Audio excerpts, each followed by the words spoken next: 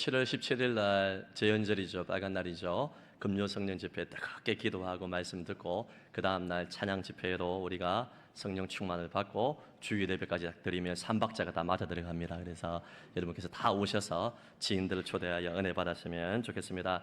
지난 주일에 우리 감사 엽서를 또 수백 장 많은 분들이 참여해 주셨는데요.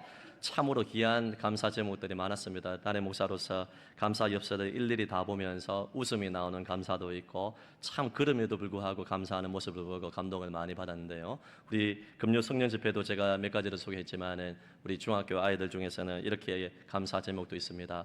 지구가 멸망하지 않아서 감사합니다. 내가 태어나서 감사합니다.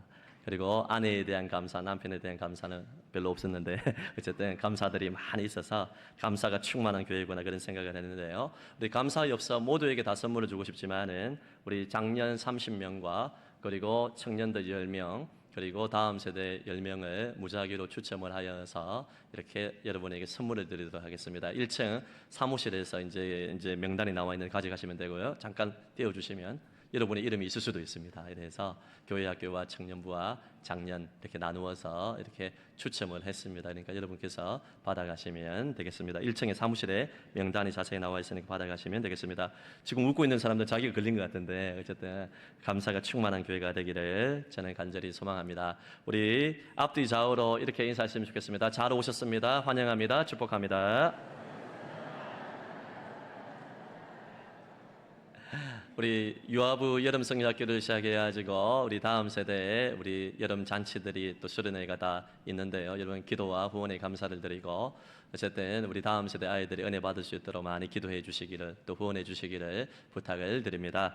팥빙수의 계절이 왔습니다. 우리가 얼마나 소중한 사람이냐. 팥빙수의 팥 같은 사람이잖아요. 이렇게 인사하겠습니다. 당신은 팥빙수의 팥 같은 사람입니다. 감사합니다. 우리가 새신자를 전도를 하고 낙심자들을 데리고 오고 하는 건 너무너무 중요하죠.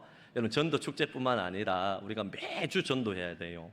오늘 진짜 오랜만에 2부 예배에 등록자가 없어가지고 제가 속에서 천불이 나고 만불이 나는데 여러분 우리가 매주마다 아이들 포함해서 10명 정도 등록을 하고 있잖아요. 있는데 우리는 우리 중직자들과 모든 목자들과 우리 다음 세대 아이들에는 뭐 전도 축제 때만 한 명 초대하면 되면 아니에요, 여러분. 우리가 어떤 부서장을 맡았든지 간에 여러 봉사 중에 가장 중요한 것은 잃어버린 자를 초대하고 복음을 듣게 하는 거예요. 그래서 여러분 수시로 여름이니까 뭐 전도 특공대 방학을 하니까 나도 막 전도를 시작 아닙니다, 여러분.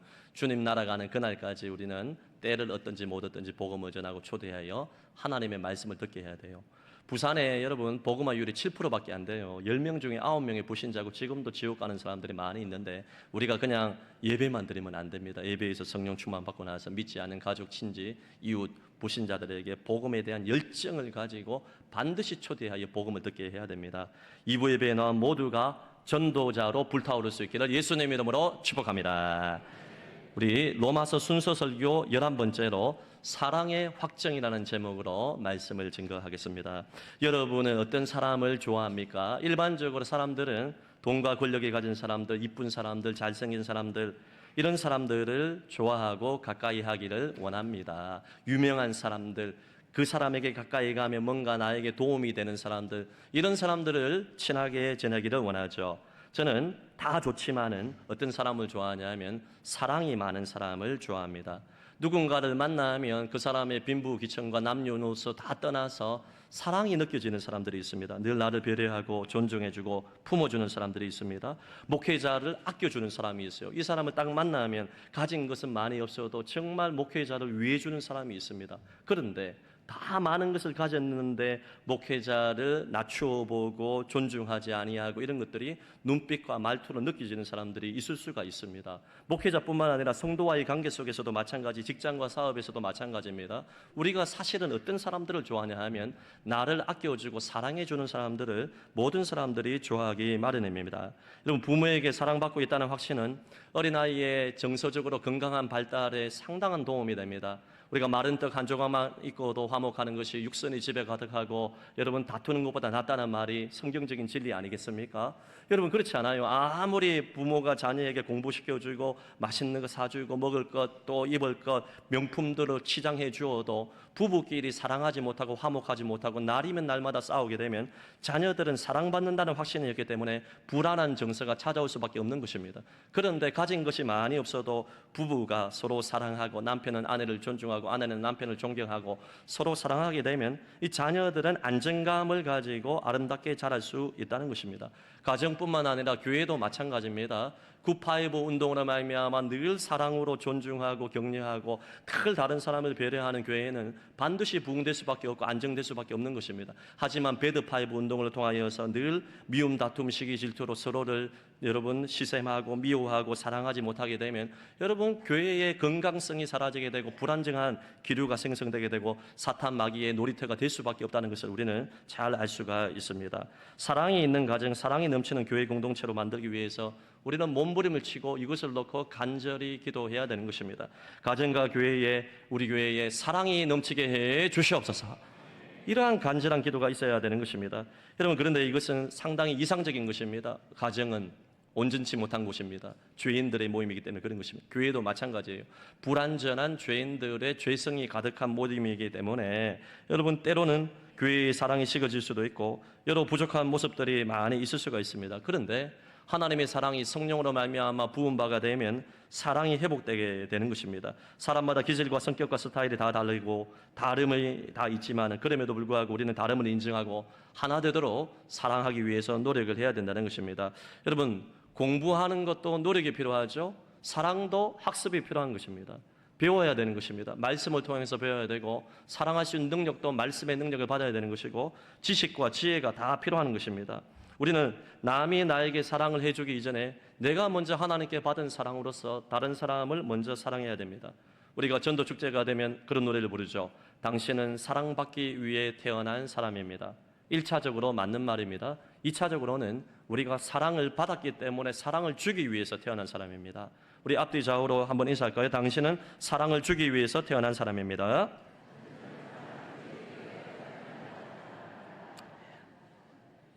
저도 여러분에게 사랑을 많이 주는 목사가 되기 원합니다.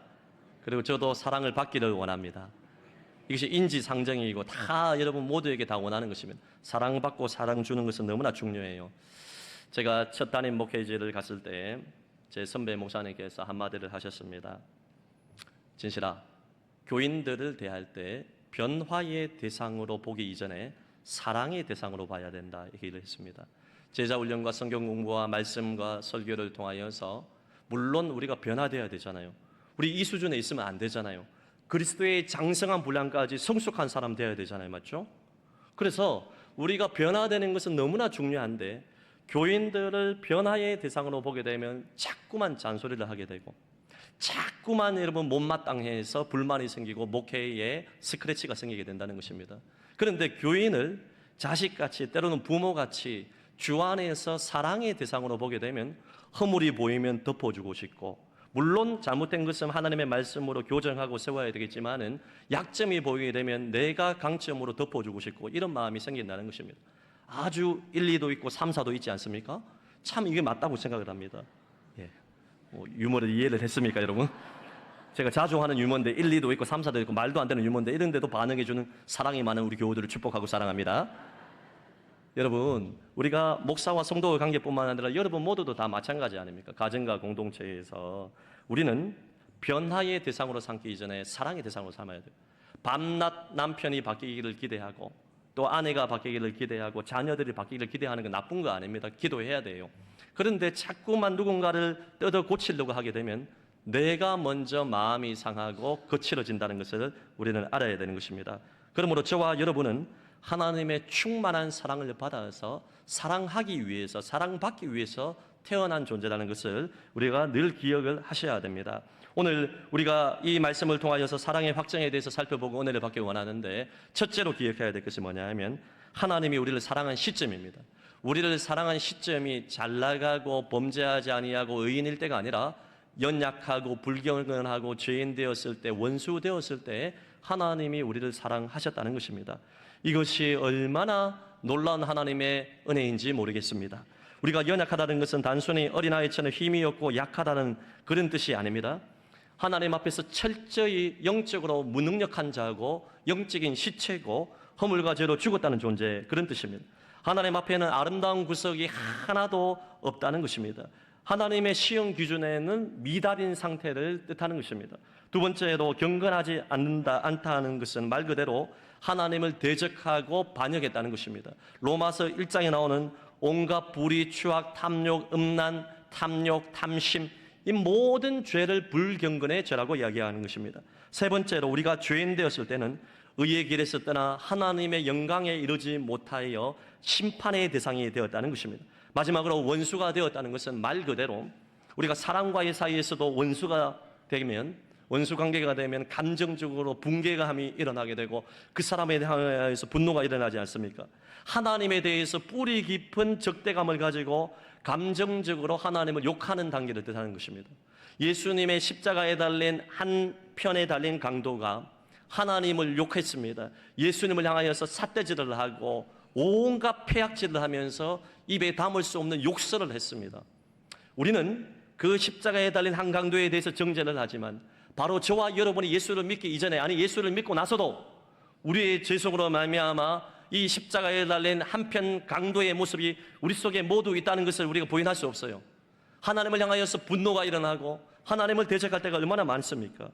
이 네 가지 모사를 통하여서 쓰레기 같은 인생, 시궁창에 빠져 사랑받을 자격이 하나도 없는 하나님과 원수 되었을 때 하나님이 우리를 사랑했다는 성경 말씀을 기억을 해야 됩니다. 그 사랑의 증거가 무엇입니까? 로마서 5장 8절 말씀에 나와 있듯이 우리가 아직 죄인 되었을 때에 하나님께서 우리에 대한 자기의 사랑을 확실히 증거하기 위하여서 독생자 예수님을 내어주시고 또 십자가의 죽으심을 통하여서 하나님의 사랑을 확정했다고 성경은 이야기를 하고 있습니다.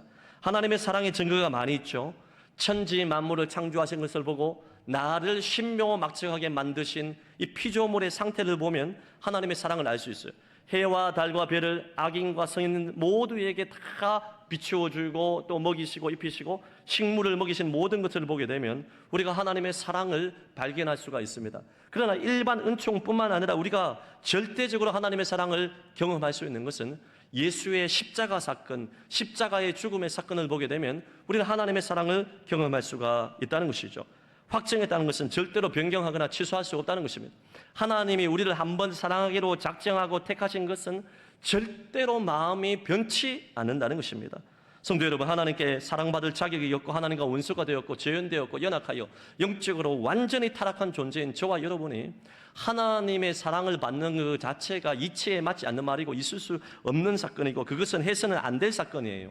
죄인과 원수는 마땅히 하나님을 대적하면 창조주 하나님을 반역한 대가로 형벌받고 지옥의 심판을 받는 것이 당연한 이치인데 우리가 하나님의 사랑을 받았다는 그 자체가 이해할 수 없는 놀라운 하나님의 사랑의 증거라는 사실을 우리는 꿈에도 잊지 말아야 할 것입니다.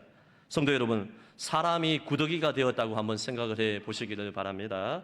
하나님의 아들 예수님이 사람이 되셔서 십자가에 비참하게 죽으신 사건은 사람이 구더기가 되는 사건보다 1000배, 10,000배 더 큰 사건이라는 것을 알아야 됩니다.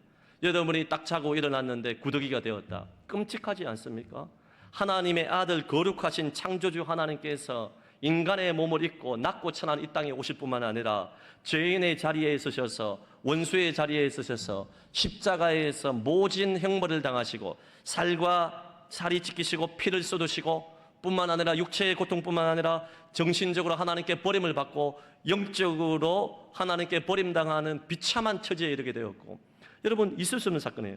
우리는 그렇게 흔히 생각합니다. 하나님의 아들이기 때문에 십자가 정도는 뭐 견딜 수 있는 것 아니가, 그리고 어차피 부활할 건데 뭐 그것은 통과 의례가 아니겠나 이렇게 생각을 하는데 절대로 그렇지 않아요. 하나님의 아들인 동시에 죄가 없으신 참 인간으로 오셨기 때문에 예수님도 우리와 똑같은 몸을 가지고 배가 고프면 여러분 배고픔을 느끼고 갈증도 느끼고 우리와 같이 평안하게 그리고 같이 누리며 살기를 원하는 마음이 왜 없겠습니까? 그런데 우리를 구원하기 위해서 우리를 사랑하시는 그 증거로 주님께서는 이 땅에서 여우도 굴이 있고 여러 가지 짐승들도 자신의 처소가 있음에도 불구하고 그 모든 것을 다 거부하시고 모진 고생을 하시다가 마지막에는 십자가의 형벌을 당하시는, 우리 대신 버림을 당하시는 이 사건을 일으키는 그런 일들이 일어나게 됐다는 것입니다. 사랑받을 자격이 1도 없어요. 구더기 같은 인생, 정말 쓰레기 같은 인생을 하나님이 우리를 사랑했다는 것입니다. 제가 토요일날 충청 동부 지역의 전도 세미나에 강사로 가서 말씀을 전하는데, 강사로 오셨던 장로님이 자신을 소개하기를 뭐라고 이야기를 하냐 하면, 저는 그런 표현이 있는지 처음 알았는데요, 내가 어떤 존재냐 하면 예수 믿기 이전에 장마철에 썩은 감자와 같은 사람이었습니다, 얘기를 하더라고요. 여러분, 그만큼 보잘것없고 하나님을 대적했던 사람이다. 아무런 가치가 없는 쓰레기 같은 인생이었는데 하나님께서 나를 사랑하셨다, 예수님의 십자가의 사건이 믿어지게 하셨다고 간증을 하는데 큰 은혜를 받은 적이 있습니다. 성도 여러분, 이 사랑을 받은 우리는 억울한 일이 일어나고 생각나는 대로 생각하는 대로 일이 되지 않고 오히려 환난과 풍파가 닥친다 하더라도 절대로 하나님의 사랑을 의심하지 말고 그 사랑을 붙들고 나아갈 수 있기를 예수님 이름으로 축복합니다. 오늘 두 번째로 우리가 하나님의 사랑에 대해서 우리가 의심과 불안이 생길 수가 있습니다. 그때는 따라하겠습니다. 십자가와 부활을 바라보라. 십자가와 부활을 바라보라. 성경 말씀에서 내가 너를 사랑한다, 독생자를 주기까지 그분의 십자가의 죽으심을 통하여서 이 사랑을 확증했다, 아무리 이야기해도 우리가 감정적으로 믿어지지 않을 때가 있어요. 왜냐하면 예수 믿고 난 다음에도 내가 잘 변화되지 않아요. 여전히 죄에 걸려 넘어집니다. 그리고 내 상황이 자꾸만 나빠져요. 우리 가정에 무엇을 잘못했길래 자꾸만 일이 꼬이게 됩니다. 환난이 찾아와요. 불치의 병이 찾아와요. 경제적인 시련이 찾아와요. 인간관계에 오해와 갈등과 비난이 생기고 억울한 일들이 자꾸만 생기고 불행한 일들이 연속되게 되면 하나님이 나는 사랑하지 않구나, 하나님이 우리 가정은 버리셨구나, 이런 생각이 자연히 올 수가 있다는 것입니다. 성도 여러분, 다윗을 보시기를 바랍니다. 다윗도 감정을 가진 사람이에요. 하나님의 마음에 합한 사람이었지만은 압살롬이, 여러분, 그 누이가 강간당한 것에 대해서 분노심이 일어나서 그 형제 왕자들을 수십 명을 죽였어요. 암몬을 살해했습니다. 그래서 여러분, 감정이 상한 다윗이 이 압살롬에 대해서 분노를 했지만은 다윗은 사랑이 많은 사람이었잖아요. 그래서 압살롬의 죄를 용서해 주기를 원했습니다. 근데 압살롬이 피난가고 도망갔을 때 그 사람을 불러서 다시금 그 초소를 마련하게 했고 예루살렘으로 돌아오게 했고 여러 가지 작업을 통하여서 압살롬에게 자유를 주었습니다.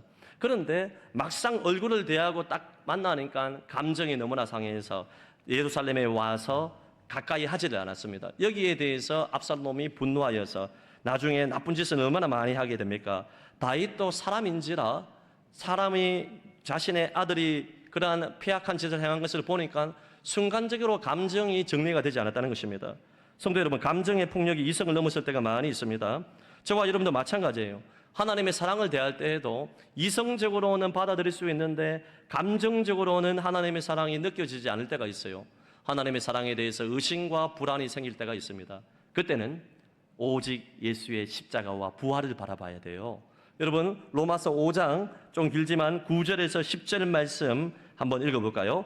로마서 5장 9절에서 10절 시작. 그러면 이제 우리가 그의 피로 말미암아 의롭다 하심을 받았으니 또 그로 말미암아 진노하심에서 구원을 받을 것이니 곧 우리가 원수 되었을 때에 그의 아들의 죽으심으로 말미암아 하나님과 화목하게 되었은즉 화목하게 된 자로서는 더욱 그의 살아나심으로 말미암아 구원을 받을 것이니라. 아멘. 자, 이 말이 무슨 말이냐 하면 우리가 하나님의 사랑에 대해서 의심과 불안이 생겼을 때 9절을 보시게 되면 이제 우리가 그의 피로 말미암아 예수님의 십자가의 피로 말미암아 의롭다 하심을 받았는데 그 다음 보면 또 그로 말미암아 진노하심에서 구원을 받을 것이다. 미래의 소극적인 구원을 뜻하는 것입니다.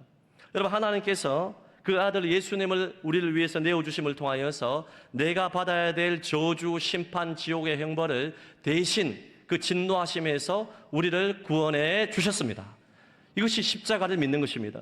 근데 그것이 끝이 아니라 10절 말씀을 보게 되면 띄워주시겠습니까? 10절 말씀. 곧 우리가 원수 되었을 때에 그 아들의 죽으심으로 말미암아 하나님과 화목하게 되었은즉, 그 다음 말씀 보세요. 화목하게 된 자로서는 더욱 그의 살아나심, 부활을 뜻하는 것입니다. 부활로 말미암아 미래의 적극적인 구원을 받게 된다. 죽음 이후에 영원한 영생복락 부활 소망을 천국에서 주님과 주님의 얼굴을 맞대고 보는 영생복락의 은혜가 미래적인 적극적인 구원을 받게 될 것이고, 뿐만 아니라 에베소서 말씀을 보게 되면 이 고단한 인생을 살아갈 때에 예수님의 부활의 능력, 그 기업의 생명의 풍성한 능력이 부활의 능력이거든요. 이 부활의 능력을 이 땅에서 누리며 살아갈 수 있다고 성경은 이야기를 하고 있습니다. 그러므로 하나님의 사랑에 대해서 의심과 불안이 감정적으로 찾아올 때마다 우리는 십자가를 바라봐야 돼요. 부활의 능력을 사모해야 되는 것입니다. 사랑을 받은 우리는 억울한 일이 생기고 모든 어려움들이 있을 때마다 무엇을 바라봐야 됩니까? 십자가를 바라봐야 되는 것입니다. 성도 여러분, 저와 여러분이 인생을 살아가면서 이번 한 주간을 지내면서도 하나님이 나를 사랑하시는지, 하나님께서 내 인생을 돌보아 주시는지 의심이 생기고 불안할 때마다 여전히 변화되지는 않는 환경 가운데서도 오직 예수님의 십자가를 바라보고 부활의 능력을 사모함으로 말미암아 부활 생명의 능력을 이 땅 위에서도 누리며 살아갈 수 있기를 예수님 이름으로 축복합니다. 오늘 마지막 세 번째로, 그러면 이 사랑의 확증을 받은 저와 여러분이 어떻게 살아야 됩니까? 첫째로 우리는 참된 기쁨을 누리는 삶을 살아야 됩니다. 로마서 5장 1절에 우리가 예수 그리스도로 말미암아 화평을 누리자 이야기를 하고 있잖아요. 11절에도 우리가 주 예수 그리스도로 말미암아 하나님 안에서 또한 즐거워하느니라 이야기를 하고 있습니다. 여러분, 여기서 즐거워한다는 것은 하나님 안에서 예수님의 십자가와 부활의 능력으로 구원을 받았고 이 땅에서도 부활 생명을 누릴 수 있기 때문에 기뻐 날뛰다, 그런 뜻입니다. 우리가 좋은 일이 생기게 되면 얼마나 파이팅 이렇게 좋아합니까? 승진을 하거나 자녀들이 원하는 대학에 수석으로 입학을 하거나, 아니면 여러분 로또 복권에 당첨이 되면 여러분 이런 표정으로 있겠습니까? 지금 기뻐 날뛰지 않겠습니까? 저 로또 복권 당첨된 적은 없지만, 한 번도 해본 적은 없지만은, 제가 우연히 가다가 로또 복권을 주웠는데 그게 당선이 돼가지고 그래 됐다면요, 얼마나 기뻐 날뛰겠습니까? 평소에 내향적인 사람들도요 점프를 한 2m는 할 겁니다. 맞죠? 기뻐 날뛸 겁니다, 여러분. 근데 우리의 기쁨은 이 정도 차원이 아니라는 것입니다. 예수 피로 제사함을 받고 소극적으로 진노하심에서 건짐을 받고, 여러분 예수 믿어서 지옥 가지 않는 것만 해도 이거는 우리가 정말 말할 수 없는, 측량할 수 없는 하나님의 절대적인 은혜인 줄로 믿습니다. 사람도 구더기처럼 여러분 거기서 불타도 죽음이 되지 아니하는 그 지옥의 형벌에서 면제함을 받았다는 그 사실 하나만으로도 기뻐 날뛸 수가 있어요. 뿐만 아니라 부활의 능력으로 하나님 안에서 구원의 생명을 기뻐 뛰며 이 땅에서도 누리며 살아갈 수 있는 그 사실 하나로 우리는 기뻐 날뛰어야 되는 것입니다. 그러므로 성도는 아무리 힘든 환경 가운데 있다 할지라도 하나님 안에서 참된 기쁨을 누리며 기뻐 뛰놀며 하나님 앞에서 살아야 되는 것입니다. 도저히 기뻐할 수 없는 환경 가운데서도 구원의 은혜, 십자가의 은혜 때문에, 부활의 능력 때문에 기뻐 뛰놀 수 있는 교우들이 될 수 있기를 축복합니다. 오늘 두 번째로 사랑의 확증을 받은 저와 여러분은 하나님을 최고로 사랑하는 삶을 살아야 됩니다. 하나님이 마음과 뜻과 정성을 다하여 독생자를 내어주시기까지 우리를 사랑했기 때문에 우리도 마땅히 하나님을 사랑하는 삶을 살아야 됩니다. 신랑 대신 예수님만 바라보고 살아야 되는 것입니다. 마음을 다른 데 두면 안 되는 것입니다. 마음을 물질에 두고 탐욕에 두고 나의 인기와 성공에 두면 안 되는 것입니다. 저와 여러분이 하나님의 사랑을 한다는 것은 다른 게 아니에요. 두 가지예요. 하나님을 진짜 사랑하게 되면 죄를 미워하게 됩니다. 작은 죄라도 떨쳐버리게 되는 것입니다. 회개하고 자복하게 되는 것입니다. 하나님의 성령을 근심하게 한 죄가 범하게 되면요, 그것을 철저히 토용해 자복하고 회개의 작업을 이루게 됩니다. 왜냐하면 나를 가장 사랑해 주신 창조주 하나님, 나의 아빠 아버지의 마음을 아프게 했기 때문에 하나님을 사랑하는 사람은 죄를 미워하고 버릴 수밖에 없어요. 그리고 두 번째로 하나님을 사랑하는 사람은 주님께 온전히 헌신하고 충성할 수밖에 없다는 것입니다. 맡은 자들에게 구할 것은 충성이라고 했잖아요. 왜 우리가 하나님 앞에 헌신하지 않습니까? 감격하지 않습니까? 충성하지 않습니까? 하나님의 절대적인 사랑을 깊이 깨닫지 못하기 때문에 그런 것입니다. 하나님을 사랑하게 되면 절대적으로 충성하고 헌신할 수밖에 없어요. 시간과 물질을 들여서 나의 생명조차 바쳐서 하나님을 사랑할 수밖에 없어요. 맥주 감사주의를 보내고 여러분이 11조와 감사헌금을 하는 것들을 보게 되면 헌금 이야기를 하는 것이 아니라, 헌금의 금액을 이야기하는 것이 아니라 참 안타까운 일들이 있어요. 이렇게 하나님의 사랑을 많이 받고 축복을 많이 받았는데 하나님에 대해서 인색한 분들을 보게 되면 너무나 마음이 아픕니다.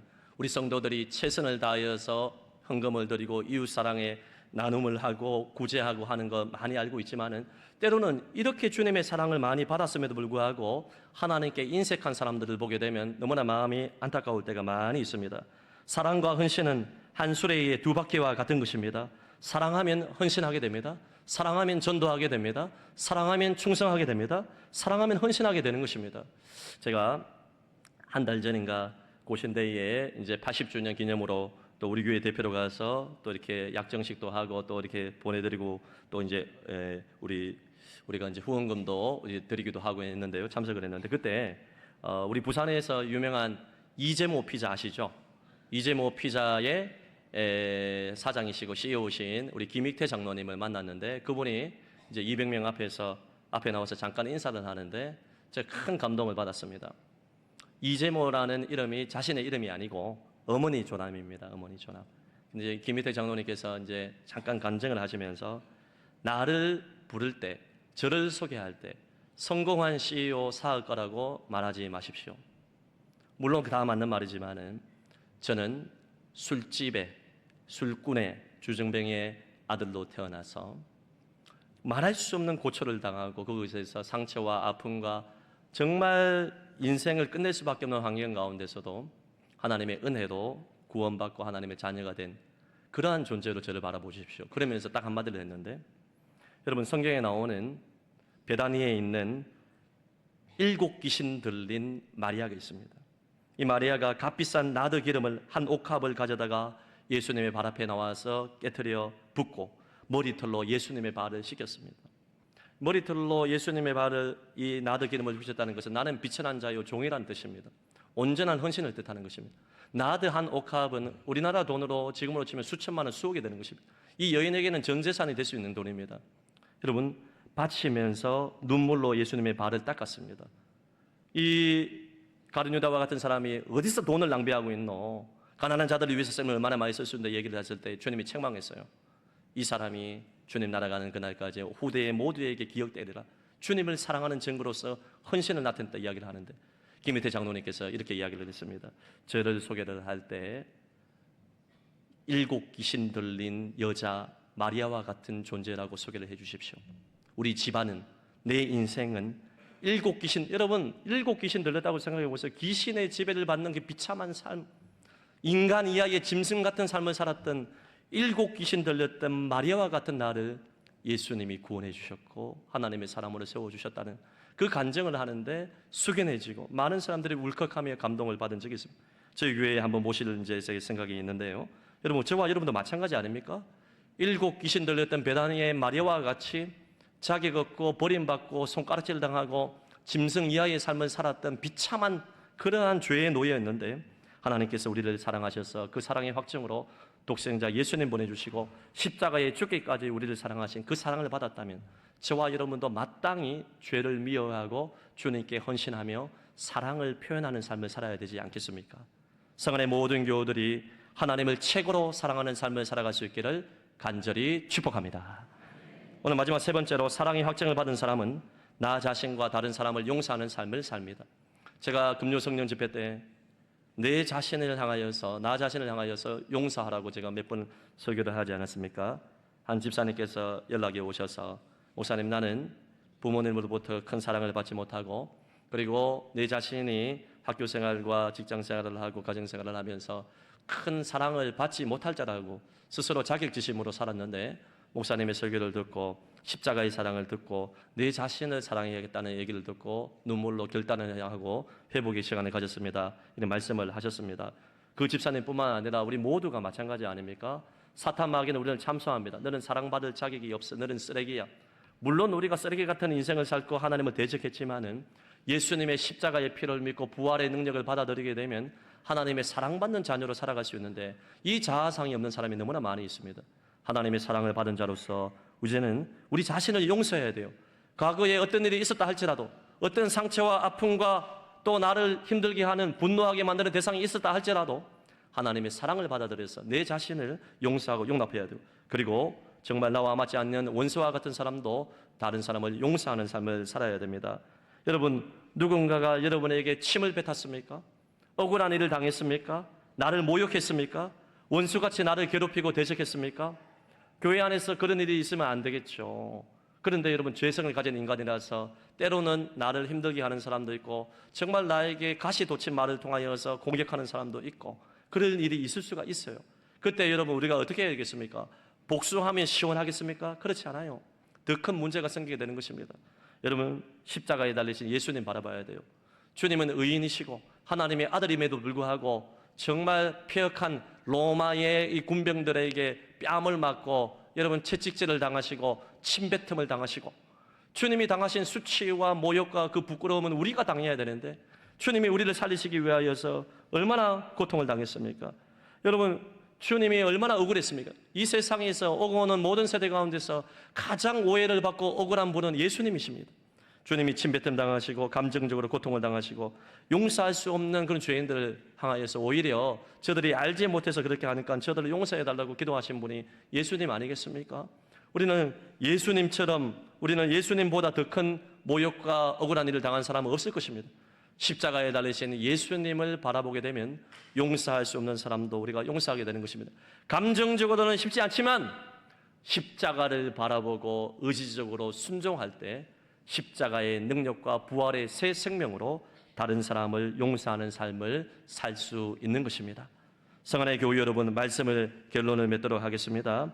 저와 여러분이 연약, 죄인, 원수, 불경건할 때, 정말 쓰레기 같은 인생을 살 때 사랑받을 그러한 자격이 1도 없음에도 불구하고 하나님이 우리를 사랑하셔서 독생자 예수님을 내어주셨다는 사실을 우리가 한순간도 잊어서는 안 될 것입니다. 그리고 여러분, 하나님의 사랑에 의심이 들 때마다, 불안할 때마다, 변하지 않는 환경 때문에, 나의 목을 조이어오는 이러한 고통스러운 현실 때문에 하나님의 사랑이 의심될 때, 불안할 때, 여러분, 그때마다 십자가와 부활을 바라보십시오. 그리고 그 사랑을 받은 자로서 이제는 그 사랑을 마음껏 기뻐 뛰놀며 누리십시오. 그리고 하나님을 최고로 사랑하십시오. 시간과 물질을 들여서 하나님에 대한 사랑을 표현하시고, 이제는 그 사랑을 받은 자로서 나를 용서하고 용납하고 이웃을, 나와 맞지 않는 사람들, 나에게 상처를 준 사람까지도 용서할 수 있는 그러한 하나님의 사람으로 천국을 이 땅에 경험하며 살아갈 수 있기를 예수님의 이름으로 축복합니다. 들은 말씀 기억하며 우리 한번 찬양할까요? 바다 같은 주의 사랑, 십자가의 사랑을 바라보며 찬송하겠습니다.